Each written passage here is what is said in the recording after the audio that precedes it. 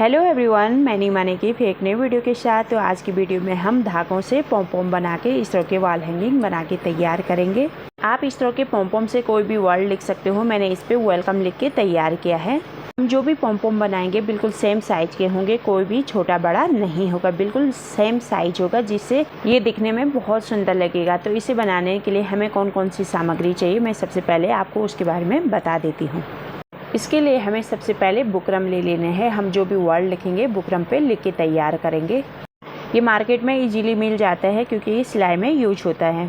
इसके बाद हम लेंगे मोती। आप कोई भी साइज़ ले सकते हो और कोई भी कलर ले सकते हो। इसके बाद हमें इस तरह के ढक्कन लेने हैं।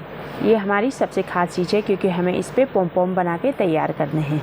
ये मैंने निपो सेल के ढक्कन निकाले हैं। आप इसकी जगह पे बोतलों के ढक्कन भी ले सकते हो। और धागा डालने के लिए हमें हेयर पिन चाहिए, बारीक वाली हेयर पिन ले लेनी है।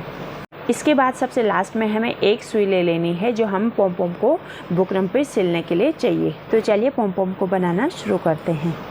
अब जिस भी कलर से आप पॉम बनाना चाहते हो उस कलर के धागे को आप ले लीजिए और इस धागे को अब हम डबल कर लेंगे। ये हम 4 मीटर लंबा धागा तोड़ लेंगे और इसको इस तरह से डबल कर लेंगे। डबल करने के बाद एक होगा वो 2 मीटर का हो जाएगा। ये पूरी लंबाई इसकी 4 मीटर होगी। 4 मीटर लंबे धागे को हमें अलग कर लेना है और फिर लास्ट में इसको काटने के बाद हमें यहाँ पे लास्ट में दोनों साइडों को एक गांठ लगा लेनी है। इस तरह से लास्ट में गांठ लगाने के बाद हमें धागे को बराबर करते हुए इसके लास्ट में पिन को लगा लेना है। जो हमारी हेयर पिन है इसको इस तरह से लगा लेंगे।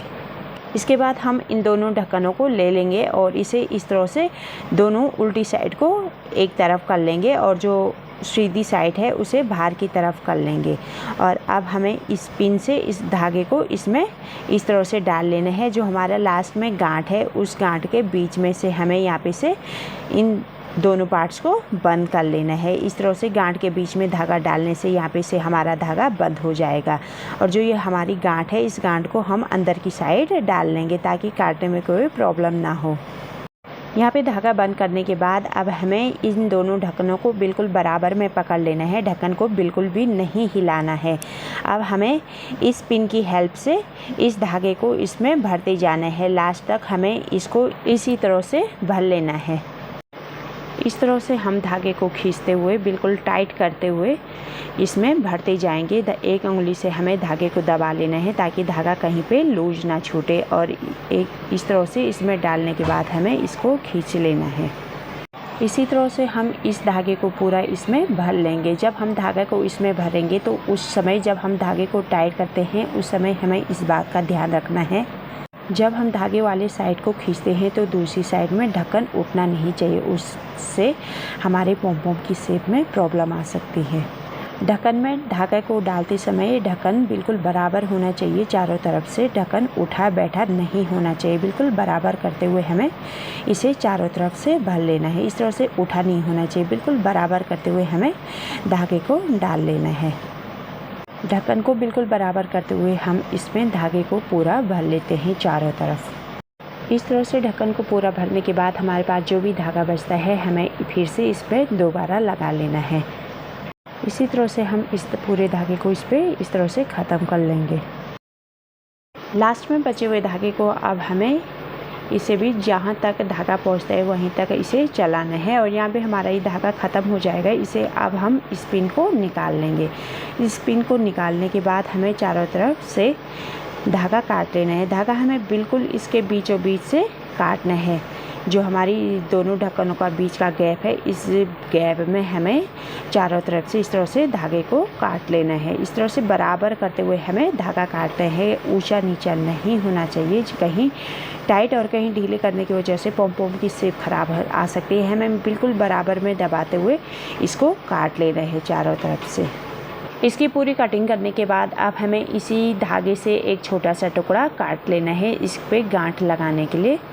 इस धागे को भी अब हम इस तरह से डबल कर लेंगे और डबल करने के बाद इस तरह से इसके ऊपर से इस तरह से एक छोटी सी गांठ बना लेंगे और इन दोनों ढक्कनों के बीच में फंसाते हुए इसको टाइट कर लेना है। टाइट करने के बाद अब हमें इस पर मजबूत गांठ लगा लेनी है। एक बार और घुमा लेते हैं और इस पर डबल गांठ डाल लेंगे ताकि ये खुले ना। बीच में टाइट गांठ लगाने के बाद अब हम इन दोनों ढक्कनों को इस तरह से निकाल लेंगे। ये ढक्कन आसानी से निकल जाते हैं। अब हमें इस तरह से इसको बराबर कर लेना है। इस तरह से हमें इसको झाड़ते हुए बिल्कुल बराबर कर लेना है। ये इजीली बराबर हो जाता है। इस तरह से हमारे पॉम-पॉम बन के तैयार हो जाएंगे। अब हमें इस तरह से सारे पॉम-पॉम बना के तैयार कर लेने हैं। इस तरह से इन ढक्कनों पे बनाने पे हमारे सारे पॉम-पॉम के साइज़ भी बराबर होंगे और धागा भी बिल्कुल वेस्ट नहीं होगा। इस तरह से हमें सारे पॉम-पॉम बना के तैयार कर लेना है। सारे पॉम-पॉम बनने के बाद हमें बुकरम पे पहले डार्क कलर से सारे लेटर लिख लेने हैं और जो भी खाली स्पेस बचेगा उस पर हमें लाइट कलर से भर लेना है।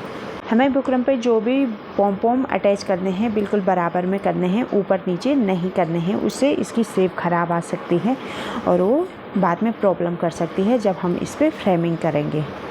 पॉम-पॉम से वॉल हैंगिंग तैयार करने के बाद और फाइनली इस तरह से बनके तैयार हो जाएगा जब हम लास्ट में इस पर फ्रेमिंग कर लेंगे।